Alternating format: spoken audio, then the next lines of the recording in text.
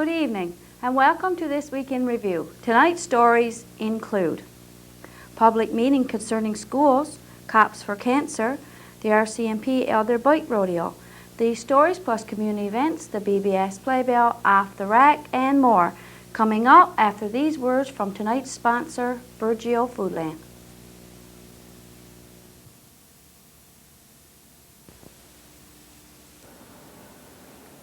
So welcome to the place where there's a smile for everyone. Welcome to the down-home style that makes your shopping fun.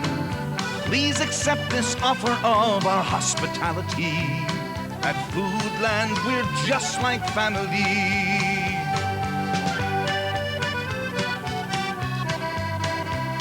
At Foodland, we're just like family.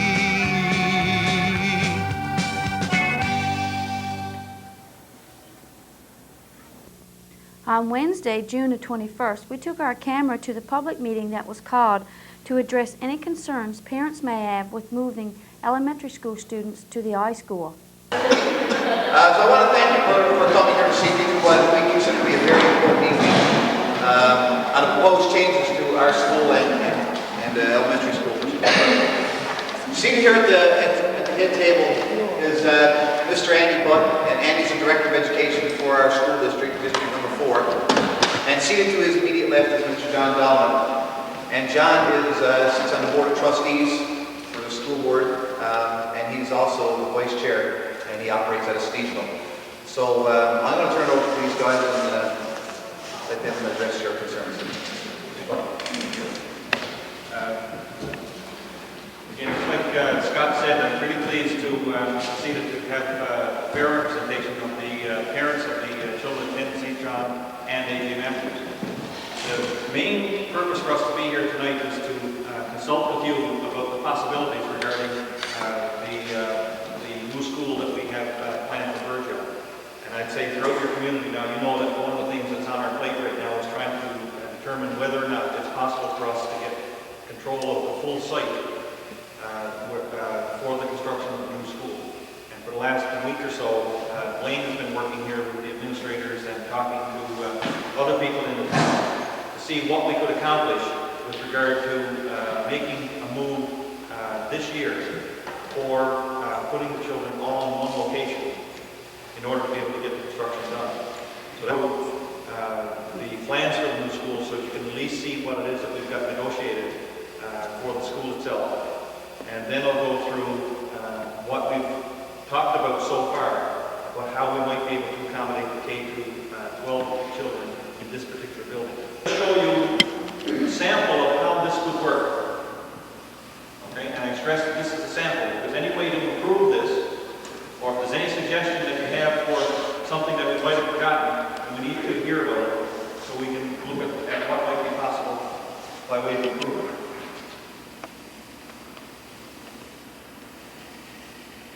Okay, this is the main entrance to St. John High. Okay, so that's where we just came in. Of course, this is where we are now. So the main things that would change on this floor would be the old library, where the adult literacy program is now become 2 classrooms. It was intended that one of the classrooms would be used for a grade 7 class this year anyway, because of the accessibility needs for one of the students. So one of them is going to be a grade 7 classroom if nothing changes. Okay? So on this room, the biggest change that we were saying that we could make here is the old science lab, which is there, is not really very functional. The way in which the equipment is in there now is old, it's 30 years old, and you really don't have a very comfortable area going in there. So what we're saying we can do there is take out all the water pipes and all the old fixtures that are in there and make it a multi-purpose room. Leave the water available in there so that it could become a multi-purpose room and science room. But if it's not being used for science, somebody else can use it as a teaching space. So you schedule classes in and out of there according to what your need is. But it's not considered to be a home room. It would be vacant according to the needs of the science program or as a swing program for instruction. So we're saying, okay, that the possibility would be to have the grade 6 class in here and the grade 7 class in here in the ABE center. And there is a space for the ABE center. no other changes that we think we need to, no other changes we need to make here. For the distance education program, students there are basically doing the course in a small room in front of a computer. So out of the general office, we would take enough space there to be able to accommodate the distance education program. And that's probably not a bad place for it to be, because the students then would be under the supervision of the administrators who would go back and forth to that office. Okay? This is the downstairs part. No changes to that. That's what you know now as your community public library and school library and computer center. No changes to that. That would basically be the same as it is now.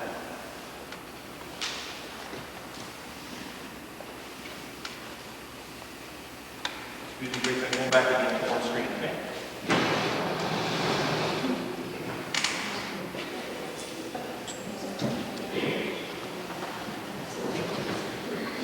This is the second floor, which is above us here. Okay, this area that you're used to here. And what we're saying to fit there, you could have a grade 8 room, a grade 9 homeroom, a level 1 homeroom, a level 2 homeroom, and a level 3 homeroom. That takes care of all the homerooms that we need in the classroom. So every teacher has got a place to teach, as you just saw there, from grade 6 up to grade 12, the ones I just showed you. With an extra classroom here in the science lab, that could be used for science or other teaching. Then upstairs, what you're familiar with, which would be the 2 rooms over the back of the gym here. That room now, basically, those rooms are not being used. There's some old computers up there, and basically a room with some desks in it. That could go back to being 2 rooms, and there's no home room scheduled in here, but they could be used for instructional purposes.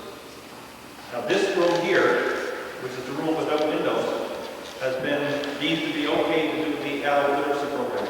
So we could move the adult literacy program to this.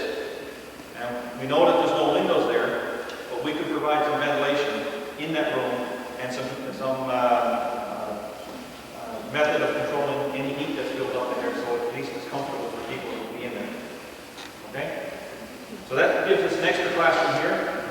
And as well up there, there's also, you see, the special services room that will be available on that floor.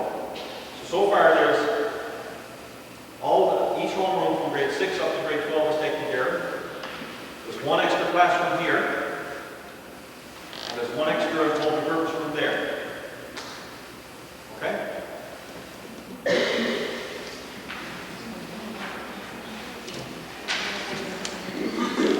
Now you go into the section that was added on over here for the industrial arts and home economics systems. Okay? What we can do there is allow those rooms to be used for the primary and elementary classes. So the industrial arts room could get split. We were just discussing with Wayne different ways that could happen. And the proposal that we were talking about is slightly different than what's here. Okay? But it does show that we could keep the industrial arts room as an industrial arts room, not lose it at all. So we keep the industrial arts room as just a smaller room. We're proposing that we would improve the storage and the shelving units that are in there. The space that's left over could become a kindergarten room. And the kindergarten room would be on the first floor with an exit immediately outside their door. Okay, so they would be on the first floor.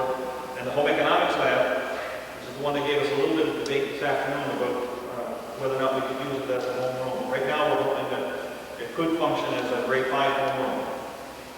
So that would mean that over in this section that we have added on over here, we have the kindergartens, 1s, 2s, 3s, 4s, and 5s, separated from the high school grade 6 to 12. Okay?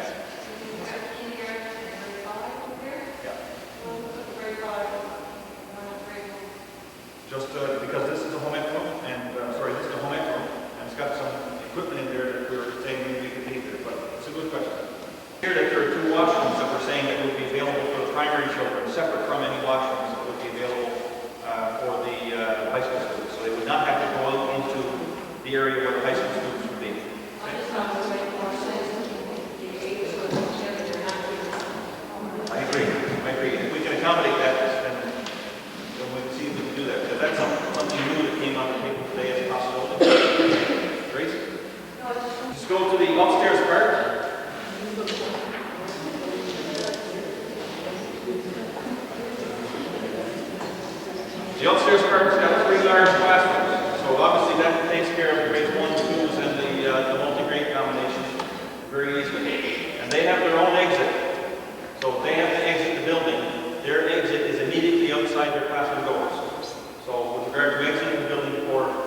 evacuations or whatever it is, they can be self-sufficient.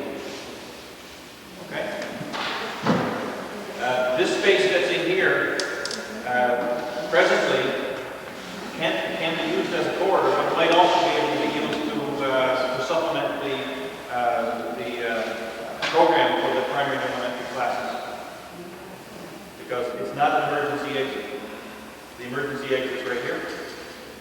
So we're still looking at ways that we can improve that part of it. So you're going to turn out that corridor, you say that they're corridor one on the top floor, you're going to turn it out? This here? Yes. I don't know how we will handle that yet, but it's not a emergency exit. No, that part of the place is never past that, because if there's a bar right on the wing under the kitchen, So here? no, on the here, per se. Yes, that's the exit for leaving. Well, what is student trees, whatever means for that exit up there, right? I don't know. We'd have to figure out the fire exit route and get whatever changes we're going to have to pass the fire commissioner. Whatever he says is what we have to do. Rick? Yeah, but there's a bar under level 3, for example, it's under the kitchen there. Yeah. This will be unaccessible, they will just get in. Okay. And what I'm saying is that the whatever plan is supposed to place is going to pass the fire commissioner's plan. Okay. That's what I'm saying, so. And the current way it is now, with those doors being the way they are, they can be locked so that high school kids can't get into them. But you get Well, you over. can certainly get into them. But Rick, that's one of the questions we got. Is that whatever we come up with, it's got to go to the fire commissioner, and he's got to say yes or no to it. Summary. We've got a homeroom for everybody. Okay. There's a question about the foods course and the home economics lab, whether it will continue to remain exactly as it has been in the past. The foods program, the foods course itself, is offered next year, or planned to be offered next year for 10 periods out of 70. That's the only requirement for the foods course. That's for one semester. I think it's a one-semester course. Is that right, Scott? So after Christmas, let's say, there will be no more foods course offered at all. And we would have a homeroom for everybody. We would have at least 2 swing rooms with no classes scheduled in there as home rooms. Okay, we'd have the library multi-purpose room. We'd have the extra room above here. We'd have the computer room, the library, the distance education room. All of those spaces would actually be accounted for. And we know that the education program can continue. We don't have to say we drop the phys ed program or we drop the industrial arts program. Yes, there will be some inconvenience, but we think that this can work, and it can separate out the primary children from the high school. We can add the washrooms, we can add the soundproofing. We can take care of a lot of things that are on our plate right now with the education program itself. Cops for Cancer, held on Wednesday of this week, was a huge success. Constable Ron Caldwell, organizer for the event, was one of the participants. Glenn Wood, a retired RCMP officer, Terry Rose, on behalf of the Newfoundland and Labrador Guardian Association, and the new RCMP Constable John Powers were the other participants. A representative from the Old Beans Barbershop dropped by to do the honors of shaving the participants' head. Denise from Denise's Ear Design was on hand in case the new hairdresser had any trouble, and to put the finishing touches on the head shaving job. A nice crowd gathered to watch the event, many of whom made donations to this very worthwhile cause. Organizers for the event were very pleased that over $1,300 was raised for Cops for Cancer on behalf of the Canadian Cancer Society. They would like to thank all the participants for taking part in the event and to the public for all their generous donations. Well, thanks a lot. It was great. I thank everybody here for helping out. Thank you very much. Thanks for coming along. Okay, I guess that's about it for tonight. Hopefully it was enjoyable. It's definitely worth the while. And like I say, we probably raised close to $1,200 over the last week or so for cancer research. And I thank everybody very much. And next year we'll put more into it, and we'll go up and down the coast. We'll do it right next time. Thank you very much for everybody. The RCMP held another successful bike rodeo on Friday of this week. A large number of young people attended the bike rodeo again this year, which was organized by Constable John Powers. The participants had to ride through the same course as last year. Here are some highlights. Hey,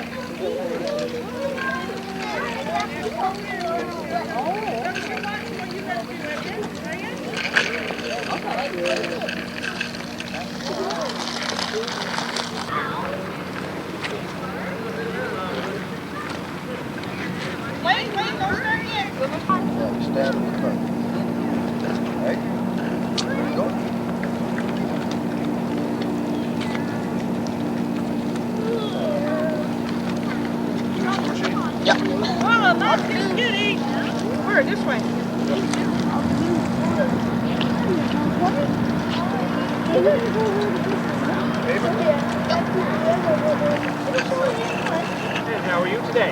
What's your name?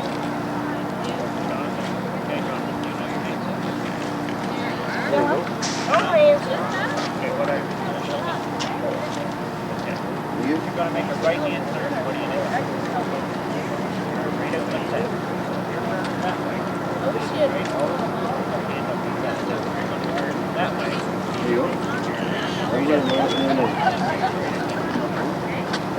Stop. Okay.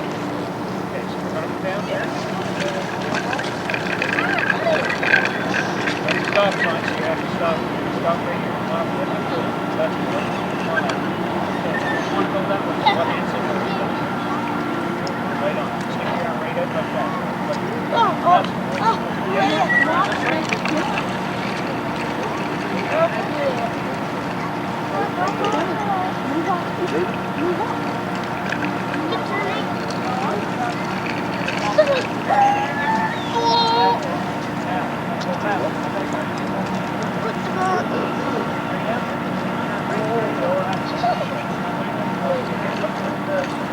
Look right over here. Come on, that's one. That's it. Right up the cutting street. There you go.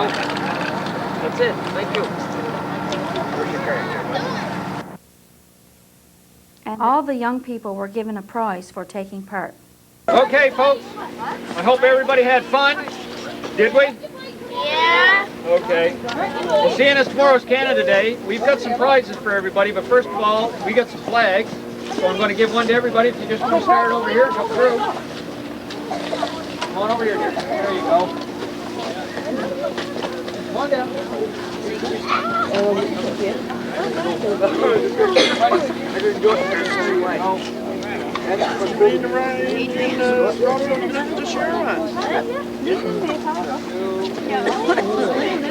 Kyle, move it up below.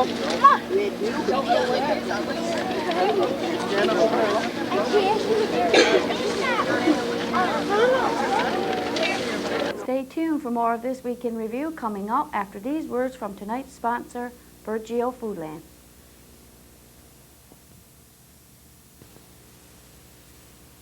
So welcome to the place where there's a smile for everyone. Welcome to the down-home style that makes your shopping fun. Please accept this offer of our hospitality. At Foodland, we're just like family.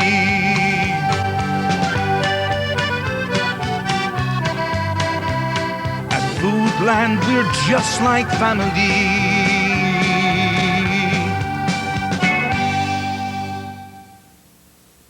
On Tuesday of this week, we spoke to Doug Baker about the town's War Memorial. This evening we have with us Doug Baker from Umber Memorials. Welcome to our studio, Mr. Baker. Thank you, Marie. We understand that you're going to be doing the War Memorial.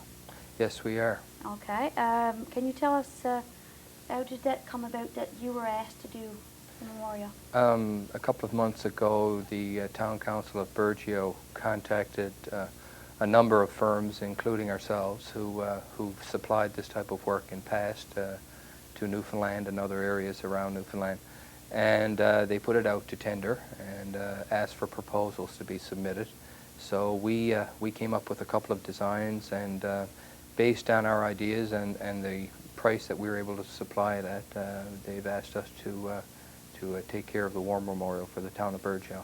Okay, so Yeah. obviously you must have a design. We do, and we have some modifications to make to it in consultation with Town Council Mayor here, Doug Kendall, and so the design we have on paper now is subject to a few modifications, but when it's finished it'll be quite beautiful. Okay, so can you describe the monument for us? No The trouble memorial? at all, sure.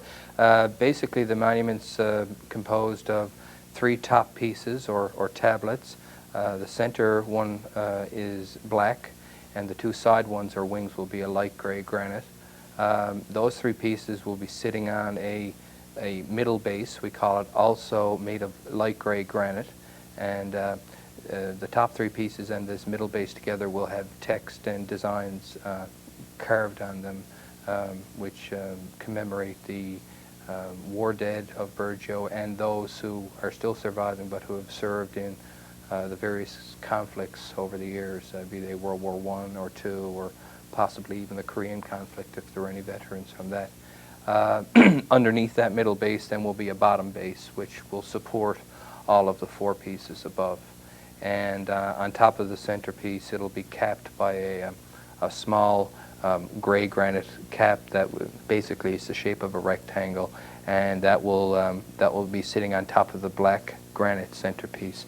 So it will look quite impressive, and in the picture we'll show in a moment, I can give a further description of the size and the finish and the overall shape. Okay, well, So basically, Marie, as I've described the pieces, each of the 3 top pieces or tablets will bear certain wording to reflect an epitaph that speaks of the contribution that the various citizens of Burgeo have made over the years who are actively involved in any of the armed conflicts over the past 50 years or so.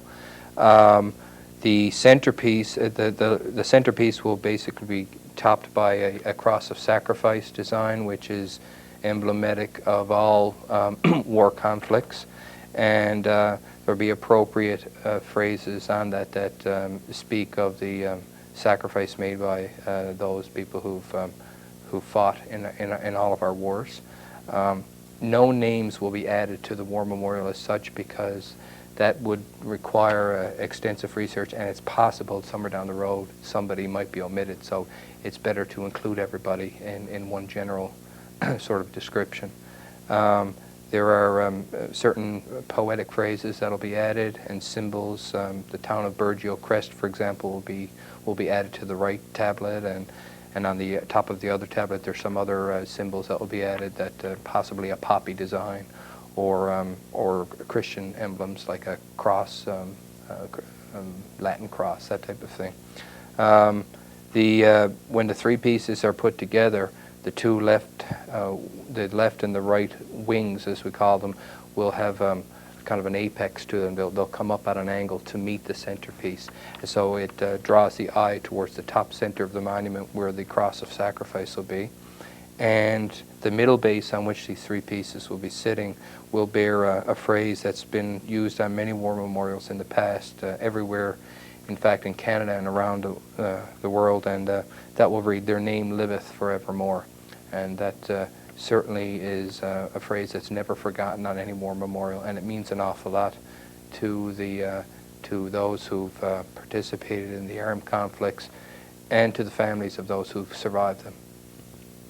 So that's pretty much a description of it. We won't give an actual reading of all the words because that'll be left for the unveiling at that time, and that's part of what we'll iron out the details with the town council over the next little while. okay, and what about the finish now? Will the town have to worry about finishing, or will it be a finished product once you put it in place? When we come down to install it on the unveiling date, it'll be complete. There will be nothing else to be added. All text and designs will be permanently sandblast carved on, and the work we do, the way we'll add the text and designs, will not require any upkeep whatsoever. There's no artificial highlights like paints or sealants used. The methods we employ don't need any don't need any upkeep whatsoever, and there will be no future text added to this. This will be freestanding. It will be carved on both sides because of the location in the town center where it's going.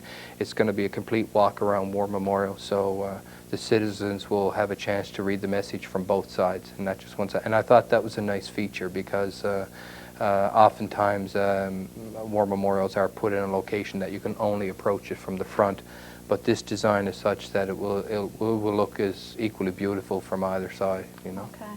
Is there anything else you'd like to add before we go?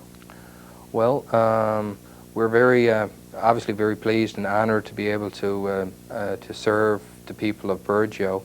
Our company, while we've been involved in many war memorial projects before, this is the first for the south coast of Newfoundland ever, and we think this design will certainly be set a trend that very few other war memorials have been like it before. We've done over the years quite a bit of work in the region between Burgeo to Grand Brit to Ramia to Francoise and Grey River. We've been represented over those years by Gord Ingram here in Burgeo, who's done a marvelous job for us, and I believe in that time period since 1988 we've done probably over 200 monuments for people along the south coast. And very recently, as the citizens of Burgeo probably know, Gord's place of business went up in flames, and he, because he's been so busy getting his business back on track and getting built from the ground up, I think there's been a little bit of a gap in that time frame when people weren't sure if Gord was still offering or representing Humber Memorials, but he certainly is. And our company in that time period has done everything from supply cemetery monuments to families to come into the cemeteries to add lettering and dates to stones and repair them and repaint them. We're still providing that service, and certainly if they have any questions about that or cost, they can contact Gord here in Burgeo, and he'll be more than happy to answer the questions. Okay, we thank you very much for joining us today. Very welcome. Thank you for having me.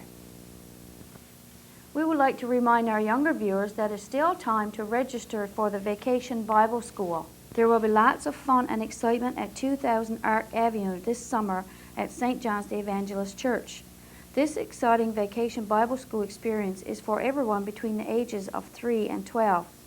It begins August the 14th and continues through August the 18th. Sessions run from 9 a.m. to 12 noon and cost $2 per day. 2000 Ark Avenue is a Vacation Bible School experience that assures you of a great time. Participants will meet new friends, sing, play games, do crafts, and enjoy snacks while learning from Bible stories and dramas about God's family in Bible times. If you plan to attend, call Hannah Dix at 886-2158 or Linda Pink at 886-2802 from July the 10th to July the 21st. Sign up and join the great get-together and be a part of this Vacation Bible School experience. See you there.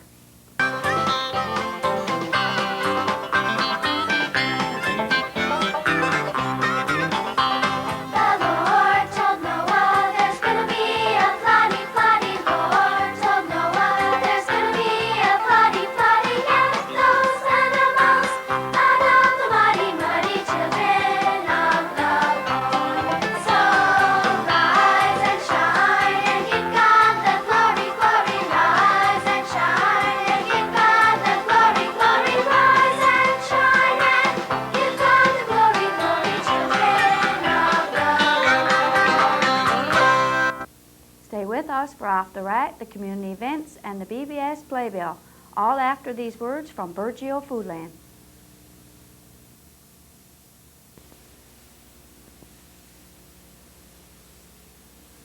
So welcome to the place where there's a smile for everyone.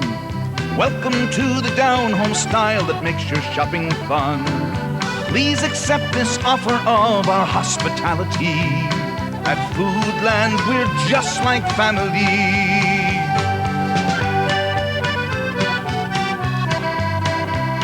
At Foodland, we're just like family.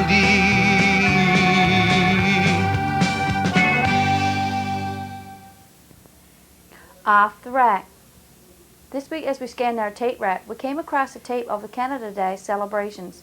Let's look back to July 1993.